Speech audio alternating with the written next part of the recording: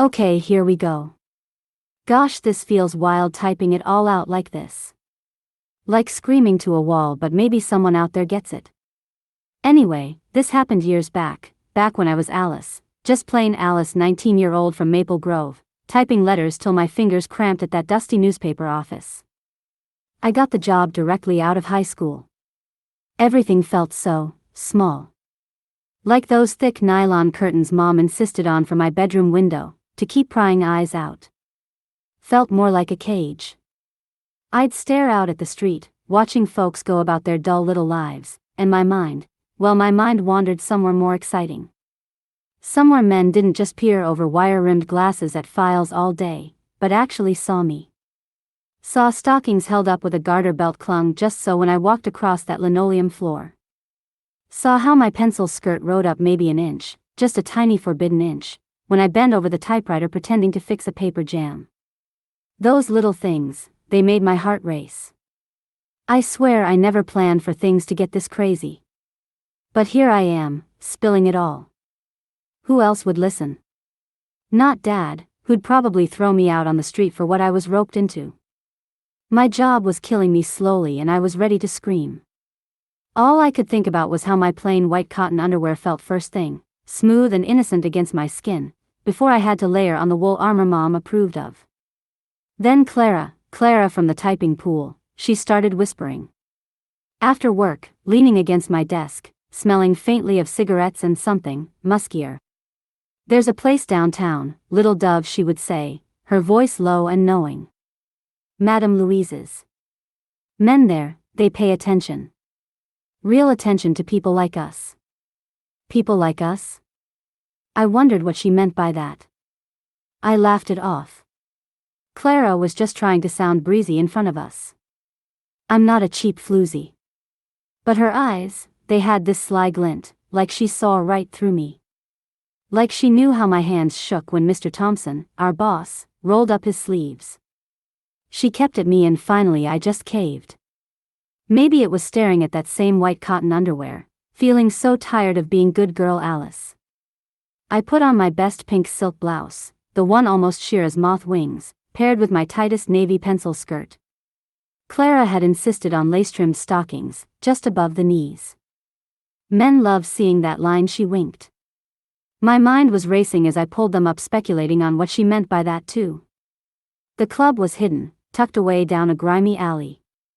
A heavy velvet curtain, dark red and frayed at the bottom like it had swallowed a million secrets. Madame Louise herself waited in a little mirrored room. She looked me up and down, slowly, critically, making my knees wobble.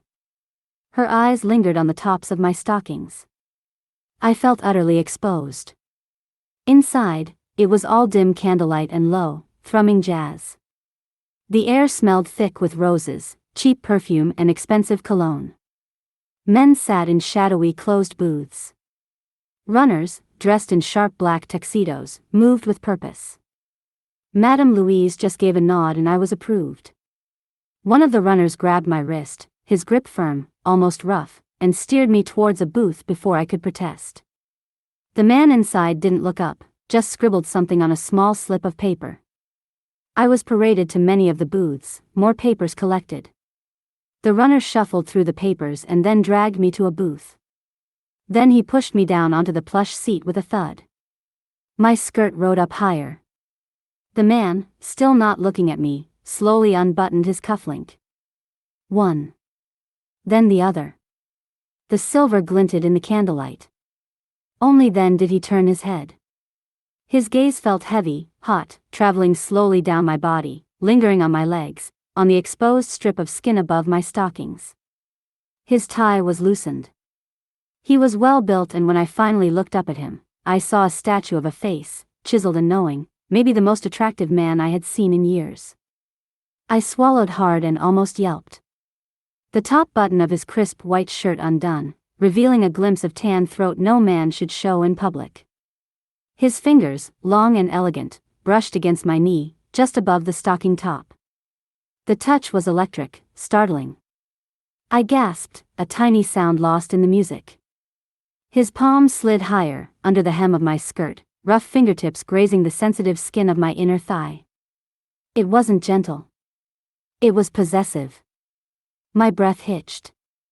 I could feel the heat radiating from him, smell his cologne, cedarwood and something darker. Each touch lingered longer, grew more invasive.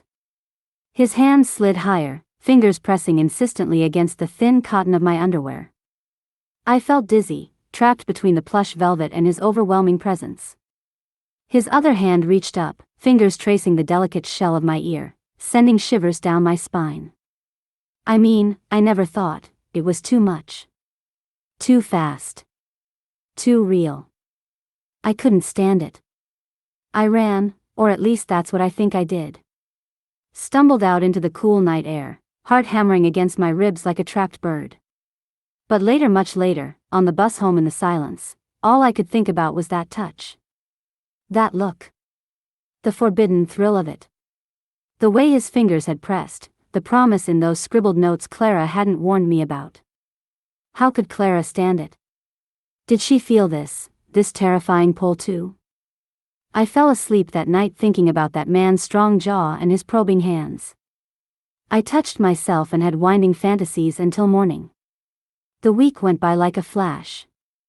I don't even remember myself at work. All I could think about was the club and his touch. It was driving me to madness, every second in the office. So the next Saturday, I went back. Alone. This time, under my sensible wool coat, I wore a secret. A baby pink silk slip, bought with trembling hands from a little shop downtown Clara mentioned. It was the softest thing I'd ever owned, smooth as cream against my skin. It was delicate and somehow wicked. I felt naked beneath my clothes, hyper-aware of the silk whispering against me. Clara wasn't there. Maybe she knew, maybe she sensed the storm brewing inside me. The runners were rougher this time, pulling us girls through the rounds faster. And then, he was there. I locked eyes with him and he immediately wrote his offer and handed it to the runner and I was his. Mr. Ames, he finally told me his name. Tall, dark hair slicked back, eyes like chips of obsidian. But his eyes, they weren't on his drink. They were on me, tracing the outline of my blouse, lingering where the silk slip might be hinted at beneath. His hand, large and warm, moved down, under the tablecloth, finding my knee. He traced the top of my stockings, the lace trim. I gasped, his eyes stabbing mine with his glare. His fingers didn't stop. They slid higher, under my skirt, over the bare skin of my thigh, moving upwards with agonizing slowness. The silk of my slip felt suddenly thin, insignificant under his questing touch, and I felt a desperate ache in my secret place. It was starting to drip its honey and I could feel it soak my lace panties. Oh God, why did he have to smell so good? His fingers reached the edge of the silk, tracing the border of my slip where it met my thigh. Then, they slipped under the silk. The touch of his bare skin against mine, high on my inner thigh, stole my breath. I felt myself trembling, a leaf in a storm. His eyes continued to hold mine, a dark challenge. I couldn't look away. His fingers pressed lower, finding the dampening of my panties. I crossed my legs hard and he didn't go further, not then, but the promise, the threat of it, was overwhelming. My mouth was open, not intentionally, but maybe he saw it as an open invitation and he met it with his lips. The kiss it fit so perfectly. He drew me closer and I kissed him back, also not intentionally, or maybe it was, but I wasn't in control. It was a blur. His hands went everywhere after that, his fingers probing my slick folds, rubbing and spreading the wetness. He took my hands and put it on the hardness he was hiding, and it was so thick and long in my hands. I stroked it through his pants back and forth, something controlling me now. I was burning with a desire I couldn't describe. I wanted him to take me, to claim me. I was ready to surrender to anything he wanted. And as fast as it started, it ended with a runner snapping me up from the table. My mister was outbid and I was off to another table, this time a plain accountant that couldn't stop talking about his firm. He was fumbling and tried to unzip my slip and I was repulsed. I wanted to be back with my mister. The rest of the evening I didn't see him again. I was passed around, but the whole time I wished my body was back in his strong hands. At the end of the night, Madame Louise practically kissed me. She told me I was earning good money for the club and to not play coy. Coy, I wondered. Who was playing coy? I was just a passenger on this train. Then she said a number that would change me forever. 20%. That's what I get of whatever the men spend. I was astonished. You mean I get money? The words landed like stones. Money. Real money. For this. The forbidden desire, the shame, the agonizing fondling I had to endure suddenly tasted unbelievably sweet. Weekends blurred.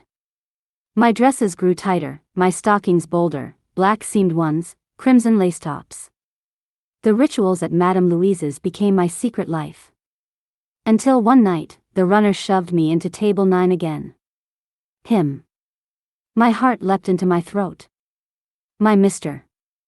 Before I could even process it, before I could pretend reluctance, his arm shot out and pulled me roughly onto his lap.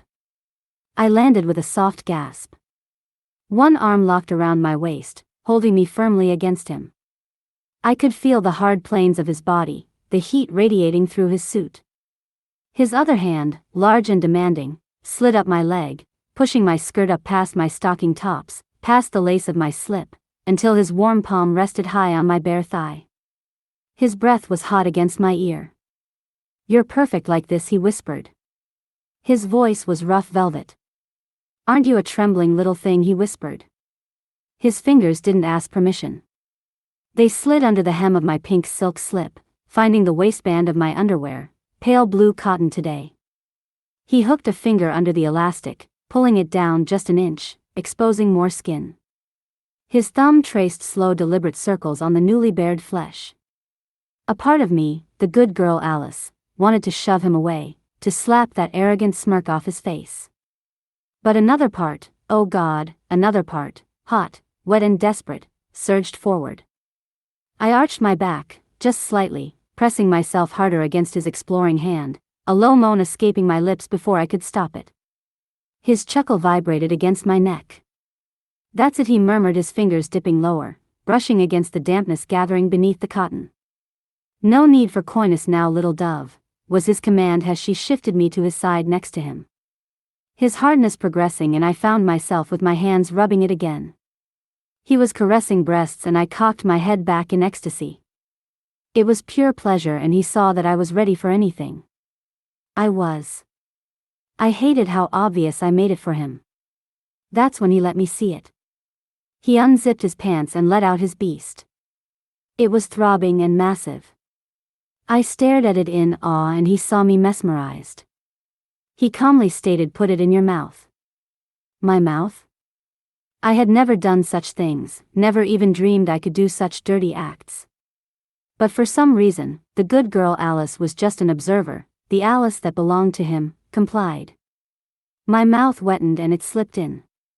It tasted so smooth against my tongue, and my head started to bob up and down naturally. It was hot, almost too hot, and so hard. He moaned as I started longer strokes.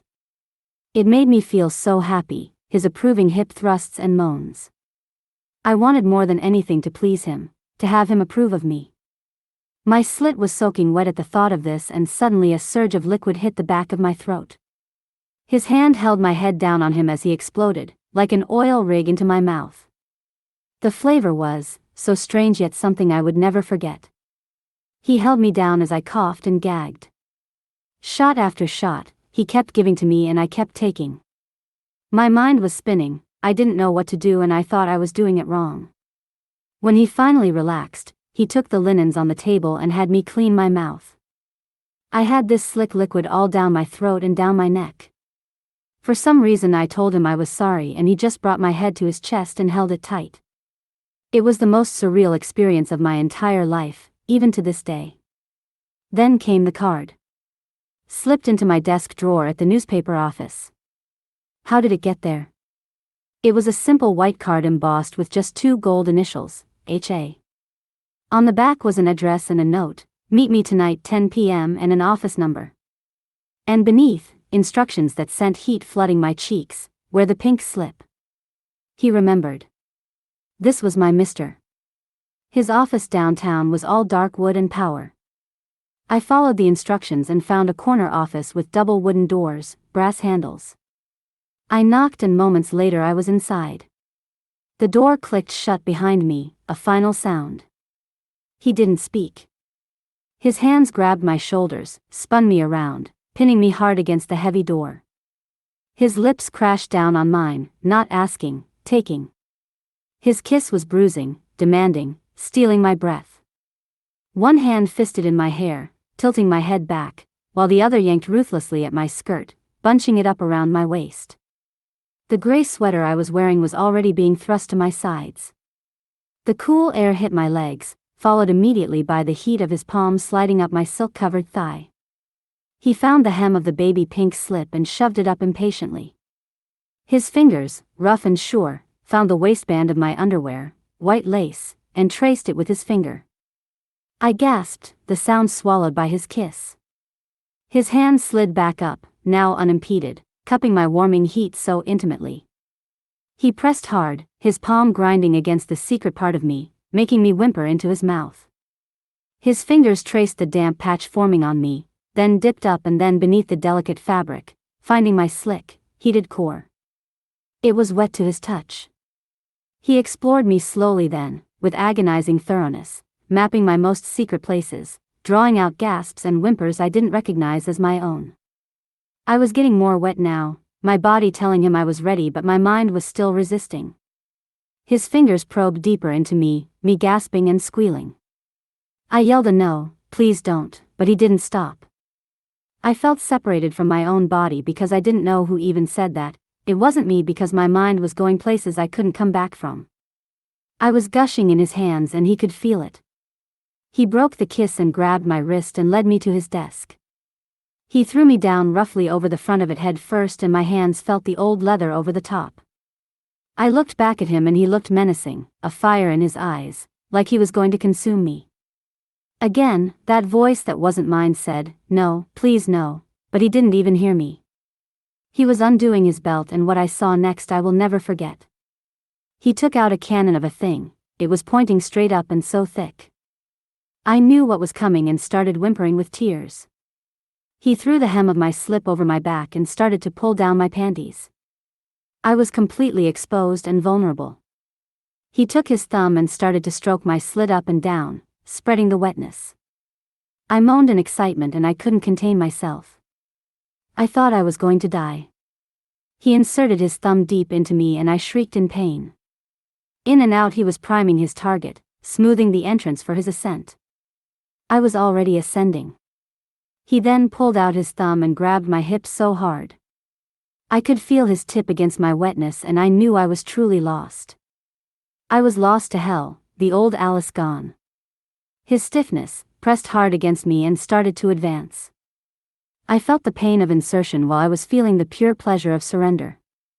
His hands gripping my hips harder now he was pulling me into him, impaling me, harming me, advancing on me, slow push after push.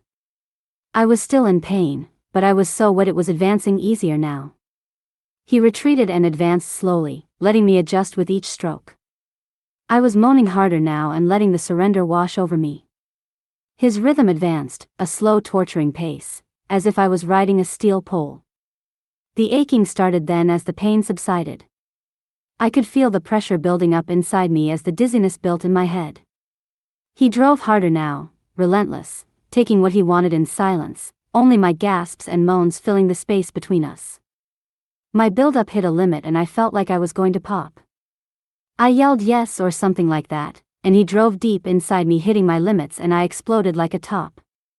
Waves of pleasure crashed over me as he shortened his stroke speeding up inside me. I exploded again, yelling now.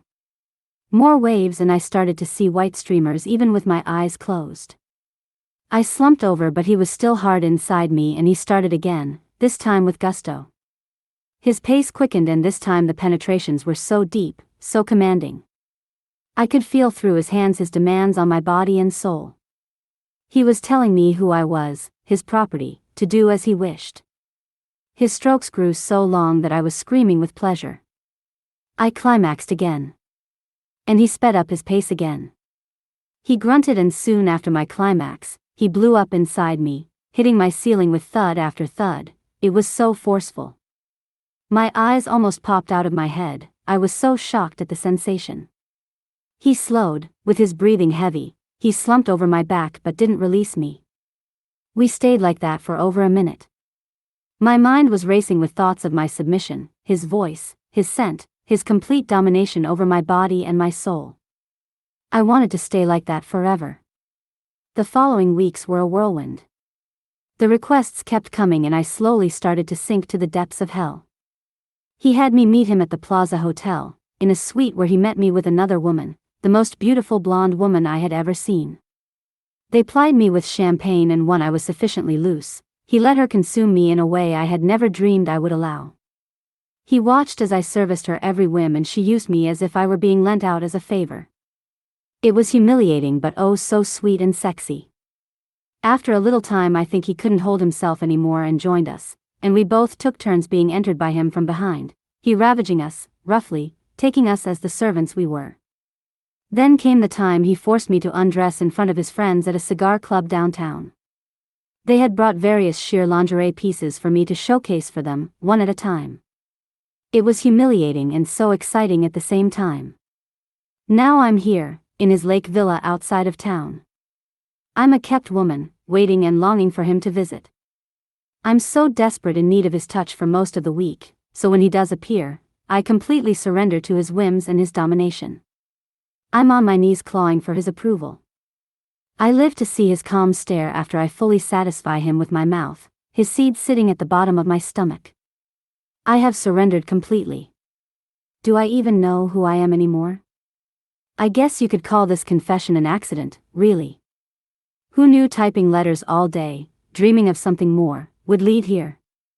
To silk slips and velvet rooms and to complete submission in a beautiful lake home. But Madame Louise, she was right in more ways than she knew. We're all just players, aren't we? Acting out parts in someone else's secret, scandalous story. And if this pink slip has seen better days, well, maybe that's exactly why I still keep it. The tiny tear near the hem from that night in the draped room? Proof. Proof of nights spent dancing right on the razor's edge between heaven's ecstasy and hell's delicious shame. Proof that time can't erase. And I wonder, which Alice is real? The girl hiding behind thick curtains in Maple Grove, or the woman being undone by the man, the real man by the moonlit lake? Maybe both live inside this skin. Maybe neither is the whole truth. But either way, here it is. Spilling out raw and uncut, sticky as honey on my fingertips, burning hotter than any secret should. Forever confessed. Forever tangled. Forever. Alice. Or whoever she is now.